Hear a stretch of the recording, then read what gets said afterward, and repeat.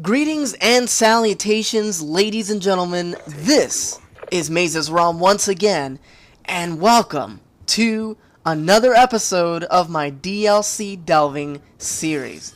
Now, for those of you who have been enjoying this series and have been watching it regularly, you have already seen two other maps that I have covered for the Revolution map pack for Black Ops 2. The first episode I covered Mirage, and on the second episode I covered Downhill. On this episode, however, I'm going to be covering my favorite map in the Revolution map pack, and that is Grind. Grind is by far one of the coolest maps to ever hit Call of Duty because of the insane type of gameplays that occur on this map just because of the way that it's designed. It's designed with a lot of really tight corridors, but they're not corridors that are completely just square and like, regular types of symmetrical hallways and tight choke points. They're more rounded and based obviously on a skate park, so you've got ramps everywhere, and that really adds for a really cool element to multiplayer on Black Ops 2. I know it doesn't seem like it would, but it really does. And it just makes the matches that happen on Grind absolutely ridiculously fast-paced. And I love that.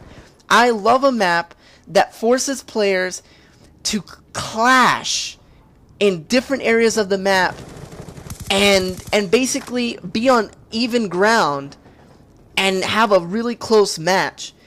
And then winning those matches is just a feeling that is unlike any other.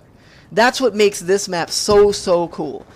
And I will say that although this is my favorite map in the Revolution map pack, it is also the most difficult map to master. And the reason for that is that the map is set up so that there are so many different flanking routes and so many ways that you can engage the enemy that it makes it so that you always have to be communicating with your team and watching your own back when you're not with your team. And that is a really cool element to see in Black Ops 2. It's very different than the other two maps that I covered in my other episodes of DLC delving, in that it's a medium-sized map, but it plays like a really small, confined map. And in Downhill, that was not the case because it was really wide open. It did have some tight corridors in the map as well, but it wasn't like this. And that's why this map is so much fun to play.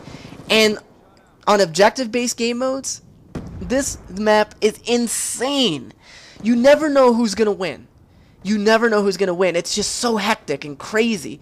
I mean, domination, all the flag points are just in areas that are really hard to defend and really hard to attack if you're not working together as a team. And that's a really good thing. I like objective-based game modes on maps like this because it forces you to really work as a team.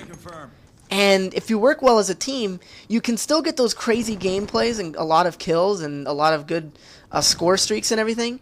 But then you end up really playing the objective. And that's what I really like about this map.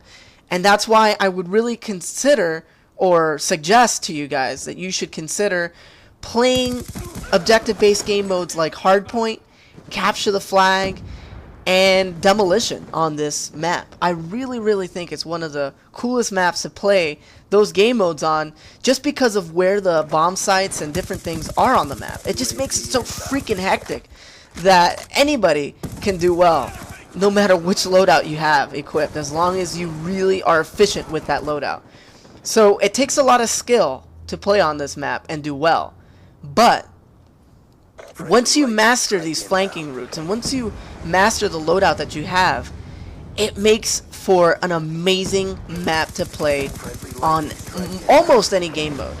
The only game mode that I had a little bit of trouble with on this map was Domination, and that's just because the flag points were just so crazy that it just made it really hard. You had to use a loadout that had a lot of specialist perks, like, like Flat Jacket and Tac Mask, just because of just how many little tight corridors could be defended by claymores and bouncing betties and all of that stuff. So that's one thing to also keep in mind when you are playing on this map. So, you know, as far as loadouts are concerned, submachine guns work really, really well on this map, obviously, and shotguns work really well on this map as well.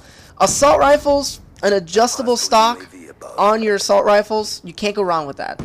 Quick draw is also something that goes really, really well with assault rifles on this map. As far as light machine guns and sniper rifles, if you're really good with those weapons, then give it a shot, but otherwise I wouldn't recommend them for this map. So basically those are my tips for this map. I hope that you guys enjoyed them.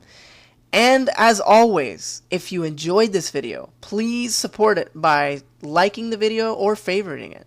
Also, keep in mind that you can subscribe by clicking the top right. Check me out on Twitter by checking out that icon there on the top left. And if you like to watch another similar series to this one, you can check that out by clicking on that thumbnail so that you could watch The Arsenal. And that's a really good series on my channel as well. And as I mentioned before, if you would like to check the previous episode of DLC Delving, you can click that by clicking on the thumbnail right there. And also, if you would like to check out the rest of my playlists on my channel, you can do that by clicking on the MazezRealm icon right there on the bottom of your screen. So I really hope that you guys enjoyed this video, and just keep your eyes peeled for future videos on my channel. And until next time, this has been MazezRealm. I'm out.